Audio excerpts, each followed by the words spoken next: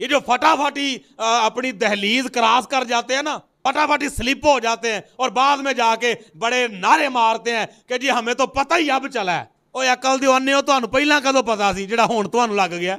पहला जिथे टिके सो ओदे बारे च तुहानू कोई पुछदा सी, तुहानू ओदा भी नहीं सी पता। ऐसे लोगों के लिए मैं ये मैसेज दे रहा हूं कि उनके लिए जरूरी है कि वो बकायदा किसी खादम के पास बैठे। नित नए जो हैं वो इस तरह के इतराजात जो हैं वो सामने आते हैं, नित नए जो हैं वो ऐसे सवालात सामने आते हैं, नित नए जो हैं वो ऐसे प्रोपोगंडे जो हैं वो बांधे जाते हैं, ऐसे जाल बुने जाते हैं। और पीछे रीजन क्या है?